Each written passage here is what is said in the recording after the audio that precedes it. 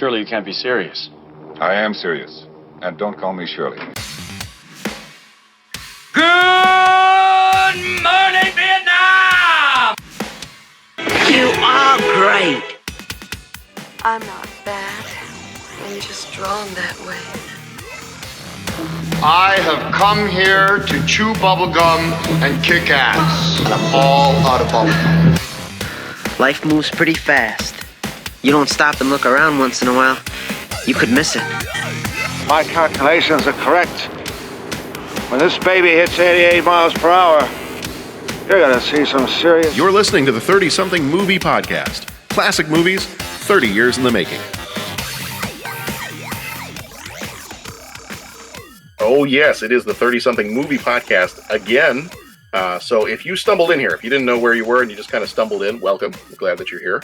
It's episode number 195. It's episode number 195, Pat. How are you doing?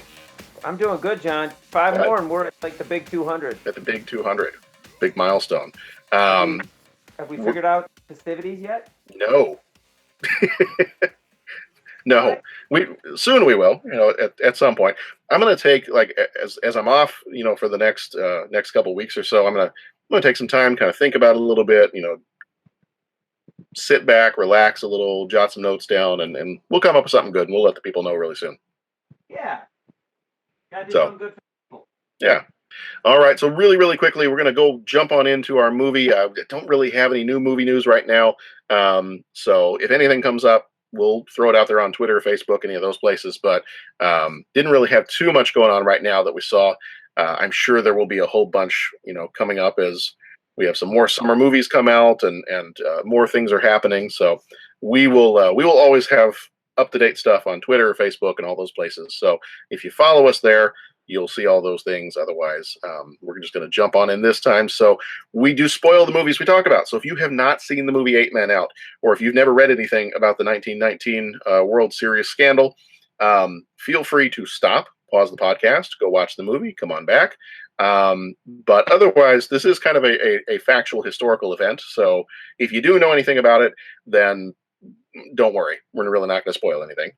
No. Yeah. And if you haven't, please leave us a review on iTunes. If you're enjoying the show, that would be the best way to support us. I know a lot of shows, they ask for money, they ask for other stuff. And we do have a spot. We have a Patreon page where you can support the show in that way. But we'd really like it if you give us a review on iTunes. That would be a really great way to help us out. That is totally free. The only thing it costs you is just a little bit of time to go jump onto iTunes or Google Play or one of those spots and leave a review for the show and let people know what you're enjoying about the show, or share the show with somebody else. If you have any friends that you're like, they love movies and they love, right now we're in the 80s. So if they love 80s movies and 80s stuff, feel free to point them our way. We try as best we can. We had a person had messaged us a little while ago saying they enjoyed the fact that we were a family-friendly podcast. And we are a bunch of teachers that have our own kids. And so we do as much as possible. We try to keep things family-friendly on here until Dennis gets on and then, everything breaks loose. But, no, and we like Dennis too, but so we try to be as family friendly as possible in the podcast. And I know that there are a lot of podcasts, movie podcasts in particular out there, or pop culture podcasts that maybe don't necessarily keep things family friendly, and it's tough to listen to those when you've got your kids in the car. So we try our very best to do that. So if that's something that's appealing to you as well, or to any of your friends, let them know, because we'd love to have them come on in, interact with us. And we do a lot of interacting on Twitter, a little bit on Facebook, but a lot on Twitter, Instagram, some of those places. So if you're in with the social media stuff, then feel free to interact with us on there. And we would love to talk to you, and we'd love to find out, what kind of stuff you love about these movies too. So yeah, if you've never listened to us before, if this is your first time, we are a podcast. The 30-something in our title is from the fact that we look at movies that are reaching their 30th anniversary this year. So since we're recording this in 2018, our year is 1988. So this time around, our movie is 8 Men Out from 1988. That's one we're going to be talking about, but that's where the 30-something comes from, and that's kind of the premise of our podcast. So occasionally we'll jump into new movies and things like that, but for the most part, we stick to our 30 years old rule for each of our years. So Pat, I've been talking the whole time. You haven't said much, and I've kind of been talking over you, but how you doing? I'm doing good, John. Things are good. Life is good. Summer. It's all good. I like the summer. Summer is excellent. Yeah, it's all good. So, yeah. So you know what? In fact, it's funny that I'm recording this now because I'm probably in Texas right now. How's Texas? I think it's might be awesome. I think so. Is it as hot up here? It probably will be.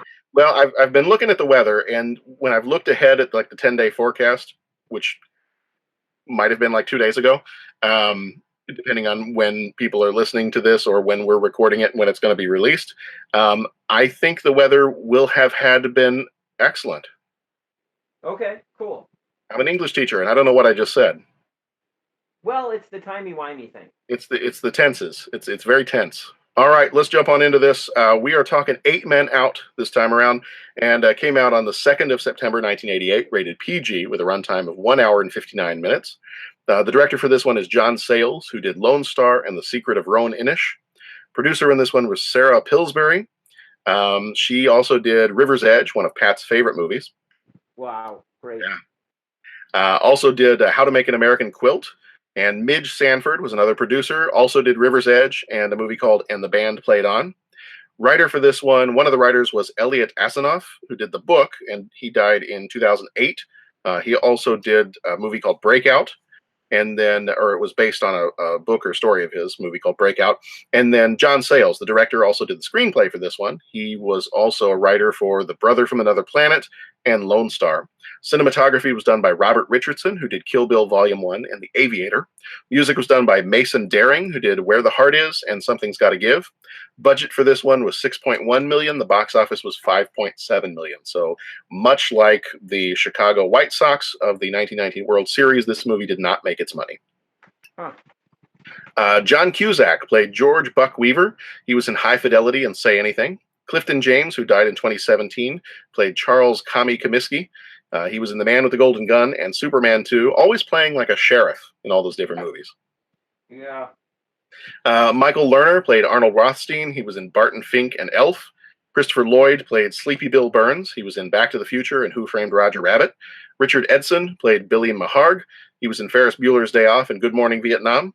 John Mahoney, who just died earlier this year in 2018, played William Kidd Gleason.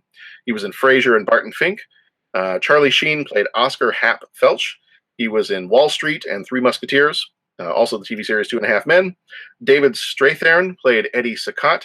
He was in Good Night and Good Luck and the TV series The Blacklist. D.B. Sweeney played Joseph Shoeless Joe Jackson. He was in The Cutting Edge and Fire in the Sky. Michael Rooker, who played Arnold Chick Gandil.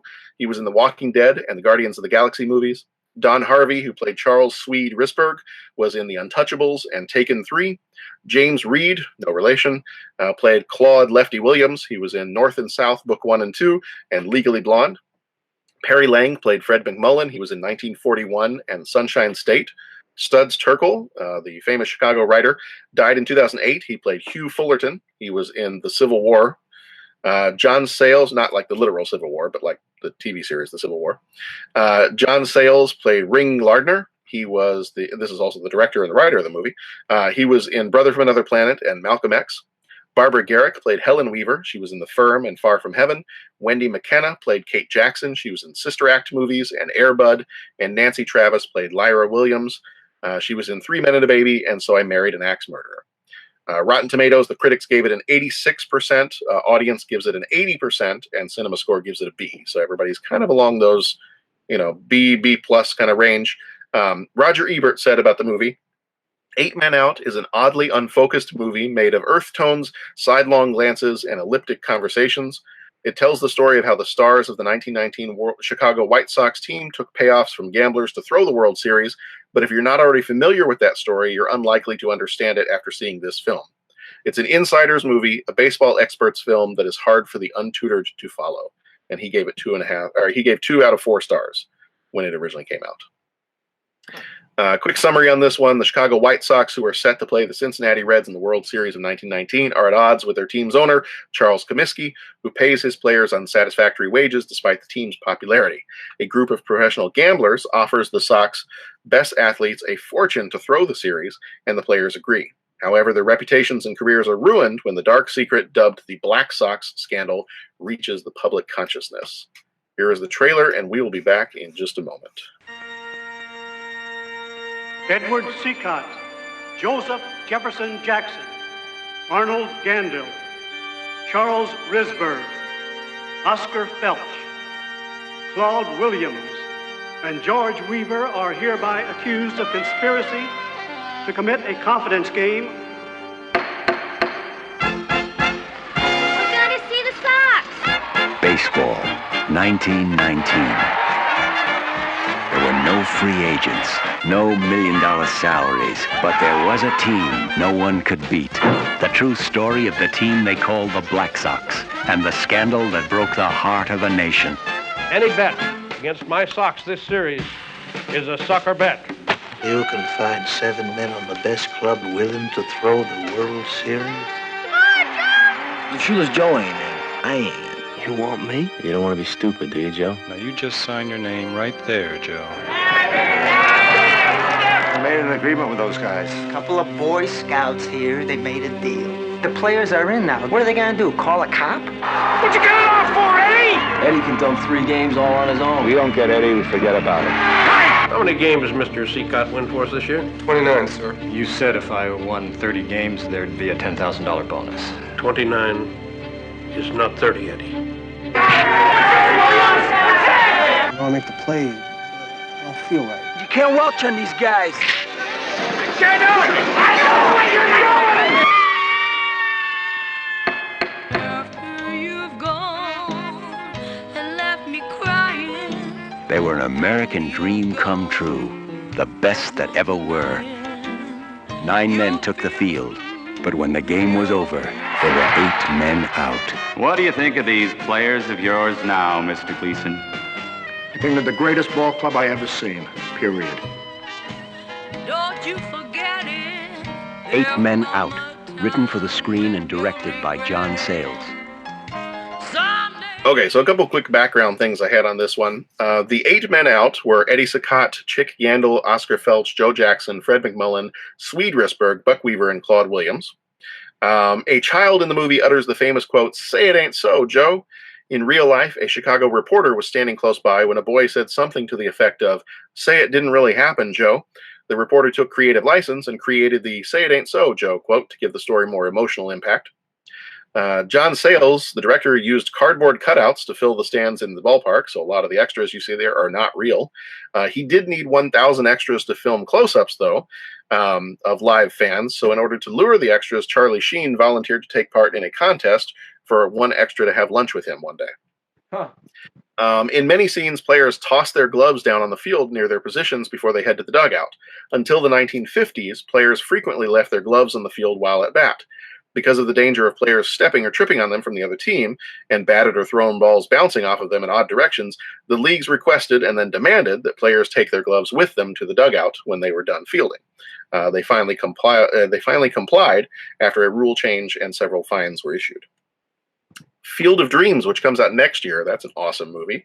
Another depiction of the 1919 White Sox was released a little over 6 months later. The films are credited with increasing public awareness and sympathy towards the team's plight. As a result, public sentiment in favor of overturning shoeless Joe Jackson's lifetime ban from Major League Baseball grew. Studs Terkel, the Chicago writer, was actually 75 when he played Chicago sports writer Hal Fullerton, who was 46 at the time.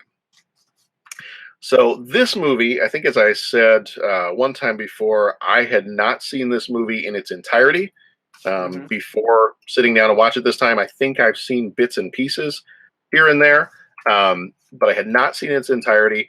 I wish that we were able to have Jeff and especially Dennis on this one because, I mean, they might get into a bit of a debate because Jeff is the Cubs fan and Dennis is the White Sox fan. Right. But I think Dennis would be kind of like the in-house expert on talking about this because he's a big baseball fan. He knows he's got a lot of the White Sox knowledge, and I'm sure he probably knows a bit about this whole scandal. You and I think we'd call ourselves the casual baseball fans. Yeah. So we're not the experts to be talking about this, but we're the people who are here today. So yeah, you're stuck with us. We'll kind of fill in. Yeah. So, and I will say, I'm not originally from Chicago. So while I've heard about this, I haven't grown up with this being something that happened in my city. So I don't know if, because you lived around here, if this was something that was talked about in circles a little bit more regularly than what I might have grown up with. But I always knew from living up here and hearing about it, I knew that there was this big scandal about it, and I knew, the basic premise of why the characters in Field of Dreams, had not been allowed to continue to play baseball. I knew the basic premise of it, but I didn't really know all the details of this 1919 scandal. So I think watching this movie for the first time all the way through, I really enjoyed it, and I don't think I agree with Roger Ebert's stance that if you don't already know about what this scandal is, you're not going to get it. Right. I think this movie helped me understand it even better. Yeah. So had you seen this movie before? I had. This was the first time. I had heard of the scandal, but probably no more or less than what you had heard. And I knew that they talked about it in, Field of Dreams. Now, again, and this is where, Dennis and Jeff's throw in would be most valuable.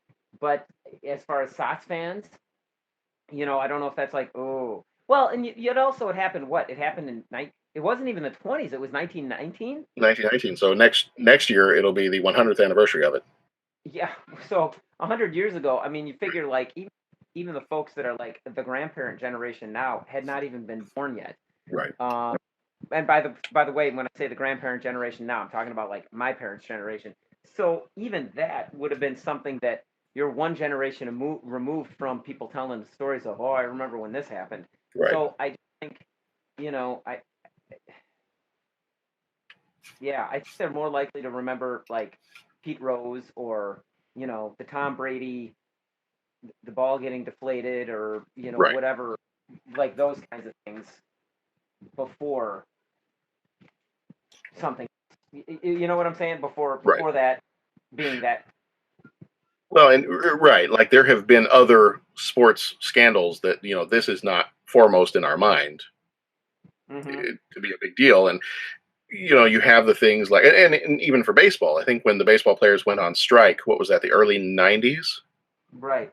When they went on strike, and then it was kind of like when they came back, I think they were expecting people to be like, oh, thank goodness baseball's back, but people were just kind of like, well, whatever. You guys get paid a lot, you went on strike. Okay. Maybe I'll come back and watch baseball, maybe I won't. I think that kind of, from what I recall, as a teenager at the time, it kind of seemed like baseball took a while to recover after having that strike happen. And then then it kind of re-energized people, I think, when you had the home run race between Mark McGwire and Sammy Sosa. But then that kind of soured when you found out that they had been taking these kind of performance enhancing things. They weren't illegal at the time, but since then these supplements were deemed illegal to the game of baseball. So you've got all these different scandals that keep happening, and it's not necessarily gambling, but it's something that just, it tarnishes the reputation a little bit of the game. Yeah, and we get funny about our games. I'm just going to say that. And I mean, I'm sure that people would argue. I mean, I follow different sports than baseball and football. I mean, I watch more football than I guess the other, but of the big three of baseball, basketball, and football. But those are the big three for America, to the point that if you say that you watch something else, oh, well, that's just not a sport. And I've got friends that say, oh, well, soccer. I've had friends say, soccer in this country, soccer is not a sport. It's what kids do before they start football. I mean, I don't think that. I don't feel that, but that's, I'm just reporting the facts kind of thing, And I'm just going to say, we as a society just get funny about our games. That's all I'm going to say. I mean, it's kind of like the opioid crisis that we find ourselves in. We can't seem to, figure out one way up or down with that. But oh my God, performance enhancing drugs in football, that you'd think like, the world is coming to an end. Or performance enhancing drugs in baseball, the world is coming to an end. And not to say that it's not important to discuss those things and not important to deal with those things. I mean, I get it, but it's like, oh boy, that's huge. Well, what happened? Our game was messed with. You know what I'm saying? You look at the controversy about the national anthem in the NFL. Now it's just like the thing that really got us upset. Our game was messed with. I'm being a little bit extra cynical here, and I should, we kind of need Dennis and Jeff as the counterpunch to that, but it's just like, even in the way they depicted it in this movie, people were upset that the fix was in but I mean, my gosh, they still cheered those 8 guys or 7 guys, because wasn't the 8th guy someone on another team that was betting or something? There was a 9th guy, I think, that was on another team. Yeah. But when the 8 guys came in, I mean, they were still cheered in the courtroom, and they were found not guilty. Right. And it was like, it was just the vindictive owners that were trying to get. But again, how were they portrayed? Well, the players, the players, they're good guys. Hey, but it's those dastardly owners that are messing with them. Right. I mean, we're perfectly fine sweeping under the rug when people are beating on their girlfriends and all that kind of stuff. But my gosh, if the footballs weren't the appropriate inflated pressure, my gosh, that you'd think that was just the worst thing ever. Right. You know what I'm saying? Priorities. Exactly. Yeah. Yeah. And there was kind of another level to what was going on with this scandal and this story. And like I said before, I just have a cursory knowledge of the actual historical events that happened with this. And obviously, from the movie, some of this stuff may be made up, some may be taken from stories that people told that may not have been totally true, but you get the idea that, these guys, I don't know whether it was in revenge for not getting paid what they were supposed to get paid, or their bonuses, or whatever it might have been, or kind of the shady tactics of Comiskey, where supposedly the one pitcher who said, if you pitch, if you win 30 games, you get this $10,000 bonus. So as soon as you won 29 games, I benched you for a couple weeks so you wouldn't get to the 30th. Right. Stuff like that. If that kind of stuff really happened, then, not to say that they have a reason for doing something illegal, but not that it makes it right. We'll put it that way. I can see the reason for doing it. That doesn't make it right. But it's a little bit more sympathetic, I guess. And the same kind of idea if the if once they really got into it, some of these guys, I think maybe, as I watch it from the movie perspective, not the historical one, because I don't know any of these guys personally because they're all dead. Was from the movie perspective, I think some of these guys got into it like, yeah, we'll make a quick buck. Right. We'll make up some of this money that they're not paying us, and it'll be fine. Nobody's going to get hurt. It's gambling on sports. It's okay. Not a big deal. And then all of a sudden, especially some of these these guys that were just kind of on the periphery of the whole thing, they weren't the chick kind of being the main character, the Michael Rooker's character. He was kind of the main one pushing this whole thing. But then you had the guys that were on the side, like the what was his name, Lefty Williams. He's at that one point where he's not 100% sure if he's still totally into this, and then he has the guy approach him in the bar, and he's like, "Hey, isn't that your wife over there? Tell you what, if you don't throw the game, she dies." I'm like, whoa. That's this is not just making a quick buck anymore. I mean, you've involved some powerful people that are going to be, they probably have huge amounts of money for the time riding on these games, and they're willing to kill your family if you don't go along with it. Right. That's a bigger deal. So, that kind of stuff, and not knowing the history, if that's a fictionalized part of it, then so be it. But, it kind of gives you the other side of the story. Maybe you read about the courtroom stuff, and you read about how horrible it is these guys tried to throw games to win money on baseball, or betting on baseball, that kind of stuff, like the Pete Rose type stuff.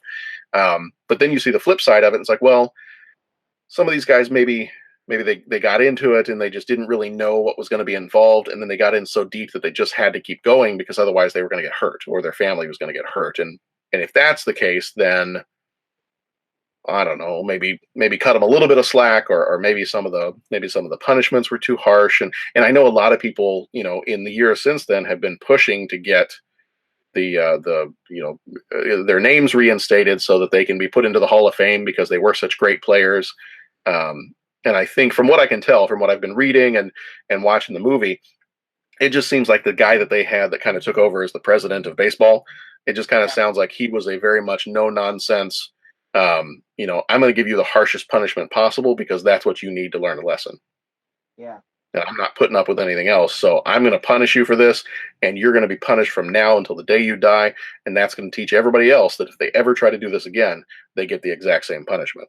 Right. So That guy didn't have any love of the game. No, it clearly was not invested in the baseball side of things. Just invested in the, you know, these guys did wrong, and we need to And even punish them.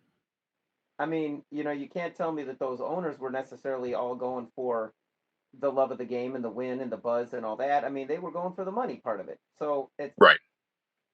You know, it's just a very interesting thing. You know, the way that whole sports phenomenon. You know, it's a business, and yes, it employs lots of people from, you know, the folks that clean the stadiums right on up to, you know, the top paid players, but it's still in all is a business controlled by the uber rich, you Right. know.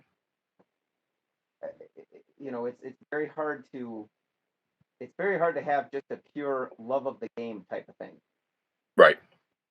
you know. And it goes both ways. I mean, it's like, you know, I mean, and the way they portrayed Shoeless Joe, I mean, it wasn't just that he was illiterate. I mean, he wasn't the sharpest tool in the shed kind of thing, Right. you know.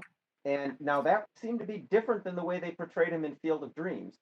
So again, this is getting into what we talked about last week about, you know, with the NFL guy, you know, the gray goat, everybody's all American. It was Yeah. like, you know, we want these players to go and do, you know, basically play a kid's game, play it very well, distract us from our daily lives or give us something to cheer for, and all that's fine. I mean, that's good. But then it's like we expect them to then it's like when the lights go out and they leave the stadium, it's like, well, we don't need to think of them as human beings.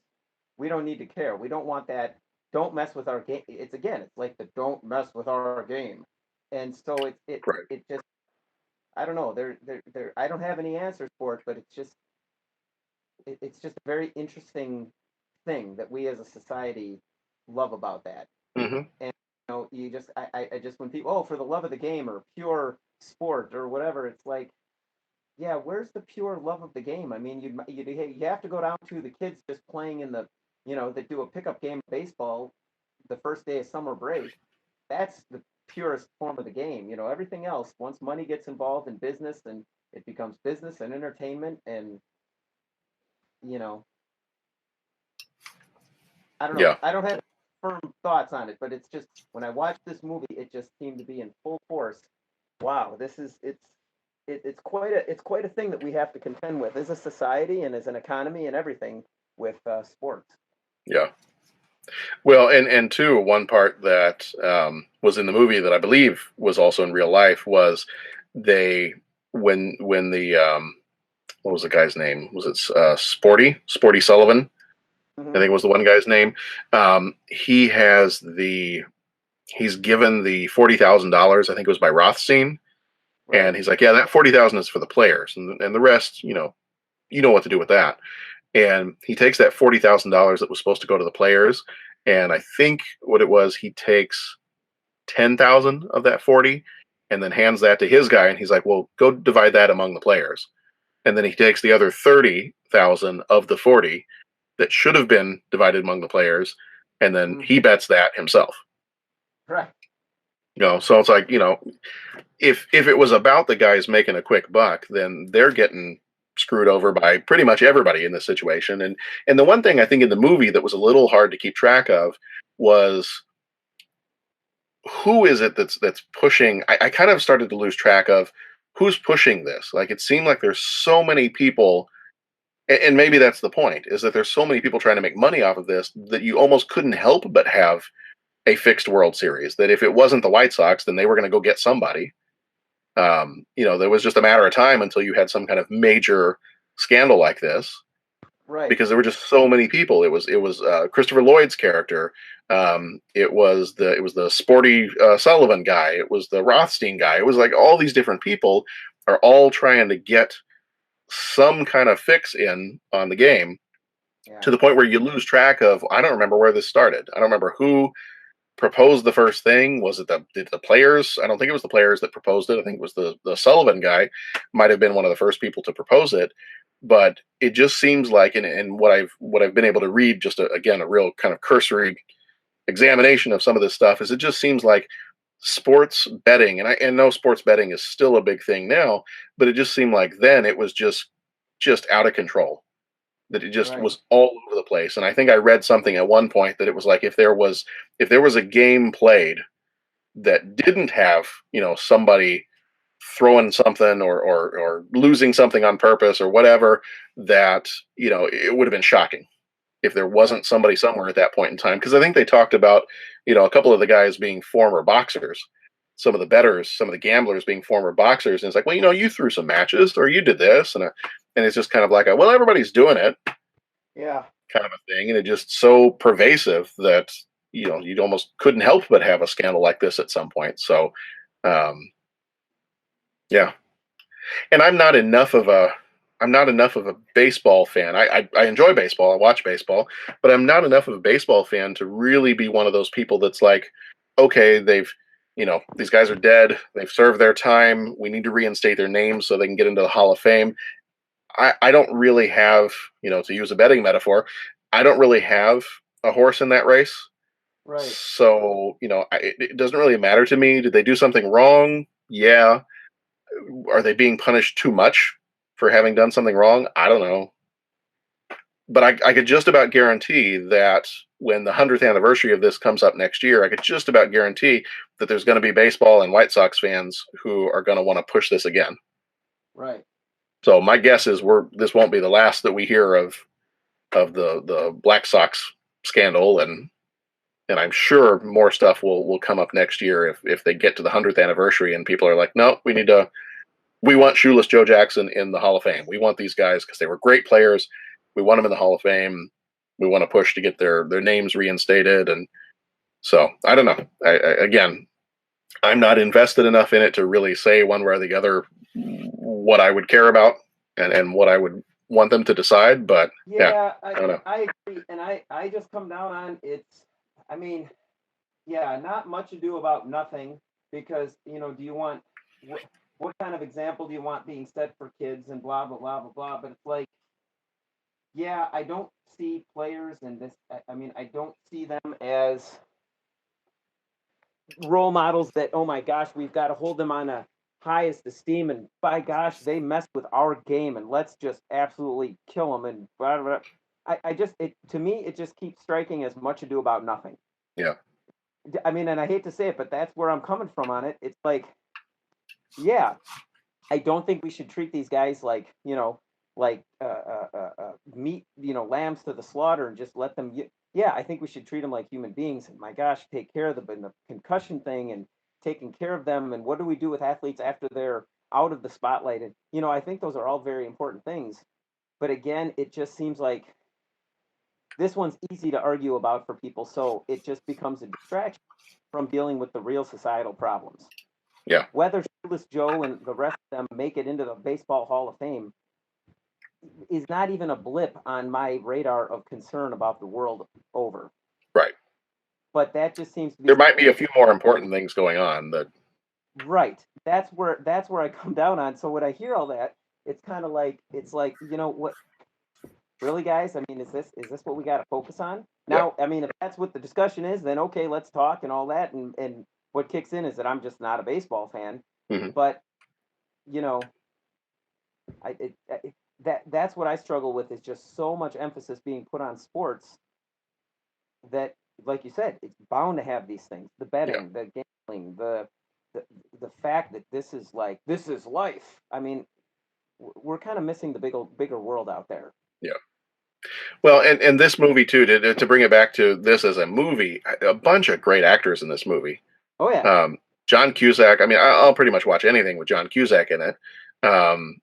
John Mahoney, Michael Rooker, a lot of these guys, Charlie Sheen, a lot of these guys that we've seen in other places, just as much as I think the 1919 White Sox were kind of a superstar team. They got some pretty good actors to play the parts in this movie. So I mean, that alone, whether or not you're a huge baseball fan or not, I think that's enough to draw people in to see this movie. If you want to see a bunch of good actors together in a movie, yeah. So great cast. Yeah. Yeah, and I love the music in it. I thought the traditional jazz. I really thought that was a nice touch. Mm-hmm. Yeah. And I mean, we're looking at the scores on this movie. It was in the 80s for Rotten Tomatoes. I mean, there's a lot of movies that we go see and say, "Hey, that was a great movie," that are significantly less. Now I know Rotten Tomatoes is not the end all be all, right? But 80 some percent for the critics, 80 some percent for the audience. I mean, yeah, I really enjoyed the movie. And it's a solid B for everybody. Yeah. And again, I mean, I think you can go away and be entertained. And I think that, everyone gets into sports, and so it'd be fun. And I really hope that maybe, we can have a round 2 and have Mazuka and Matush discuss this. But, I think everyone wants to talk about sports and all that. And then I think it also, again, it could be a conversation that we could take to the extremes of sports' place in society as a whole. And, where's the value? Where's the, okay, that's crossing the line. Let's get on with real life, So. Well, I imagine this will come back up again, even if we don't talk about it in the near future. I imagine this will come up again when we talk Field of Dreams next year. Sure. Yeah. It's got to come up. So we'll bring it up again. But in the meantime, if anybody listening to this is like, nope, I love baseball history. I know all about this story. You guys are missing some stuff. If you've got stuff that you want to share, please email, tweet, call in. That's even better. Call into the voicemail line and let us know what you're thinking about it. Because we would love to hear. If things had worked out to have either Jeff or Dennis on this episode, would have loved to have them on here, because I know they'll be a little bit more well versed probably in some of this than we are, and they probably maybe a little bit more opinionated on it than we are too. So hopefully maybe we can get some of their feedback in sometime soon, but if not, we'll definitely be talking about this again when we get to Field of Dreams. Yes. At that point. So, all right. Really quick before we go, is this one, what is this one out of 5 for you? Out of 5 Chicago style hot dogs? I don't know. I'd say 4. It was a well done movie, well acted. I mean, I really, I know when we talked about the one last week, we were saying, oh, it could have been better as like the miniseries and all this kind of stuff. But I thought the story fit well as a movie. Mm-hmm. Yeah, I'd say 4 out of 5. I'm talking too much. Yeah, it's a good. I mean, it's a good self-contained 2-hour story. I didn't feel like I missed anything. Like we said last week, there were some things that we felt like the movie you just kind of left hanging. But I felt like everything that I needed to have wrapped up so that I understood the story and I cared about the characters and everything else. I feel like that happened. So yeah, I think I'd also give this one a 4 out of 5.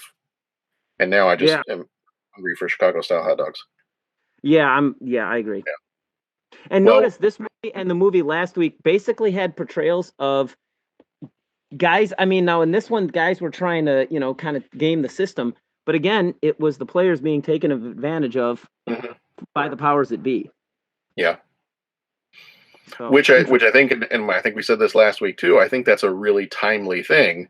If if we have stuff come up next year because it's the 100th anniversary of this, and like we said for the Everybody's All-American movie, it's all timely stuff. It's you hear so much in the news right now about the aging athletes who are not being taken care of. And I think you can say that about anybody who's aging. They don't have to be an athlete. But I think some of the messages of this are people need to be taken better care of, or don't. Part of the message I got from this movie was just pay people what they deserve. Yeah.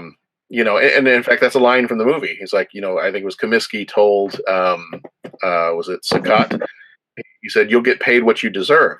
And I'm sitting there thinking, well, no, hold on a minute. You told him that if he won the 30 game, so he deserves the money. Deserve is not the right word. Right. Hey, John, you want to make this podcast go another 3 hours? Dare I say that's where organized labor and players unions and things came about? Well, yes. We could. I know a few friends that are on the teachers union. We could get them pulled in here and start talking about that kind of stuff. Yeah, how do you think about that Supreme Court decision this past couple weeks? it's not the 30-something legal podcast, so we'll skip that for now. But that right. So it's along the same lines. And I was thinking it when it came up. It was just like, that's where the players' unions thing, as much as we, Anyways. Yeah. Anyways. I agree. I'll just use, what was it, Jeff's favorite part, or whose favorite part from Coming to America? Aha. Yep. Aha. Uh-huh. Oh boy. All right. Well, I think that's going to do it for us. But again, if you are way more opinionated on this topic than we are, we would love to hear from you. So please feel free to call in. We'd love to hear on the voicemail line. Have you call in? We'll play your voicemail on the show, and then we can kind of comment back and forth on it. We promise, at least the two of us, Pat and I, won't make fun of you. So if that's something, if you're willing to record a voicemail and send that to us, we'd love to hear from you. Otherwise, any of those other ways, email, Twitter, Instagram, Facebook, any of that other stuff, any ways that you like to communicate, we are available in those places. But if you go to 30podcast.com, that's our website. You'll be able to find all the different ways to get in touch with us through that website. In the meantime, our next episodes, I don't know what our next episode is going to be. We might even take a little bit of a 1 week or so break. This episode will be coming out in the middle of when I am off traveling. And so I'm not going to be doing a whole lot of podcast editing at that point. So the thought is that we will either maybe take a week off, or we will try to throw in an Ant-Man and the Wasp episode if we can get one in there. Maybe a Jurassic Park episode before the end of the month. We'll just see how that goes. At the very end of the month, though, we will be doing our doubleheader of Tom Cruise movies. We'll be talking Rain Man and Cocktail. So that's coming up at the end of July. Otherwise, not 100% sure what's going to be happening in the middle of July at this point, but we will keep you up to date either on the website or through Facebook, Twitter, one of those places, and we'll let you know how things are going. So, but we would love to hear from you. So please jump over to 30podcast.com and let us know how we're doing. If you agree, disagree, any of the movies we talked about up to this point, please feel free to let us know how you're feeling about them. If you got your own thoughts and opinions, we would love to hear those. So Pat, thanks for joining me today. Hey, John, it was fun.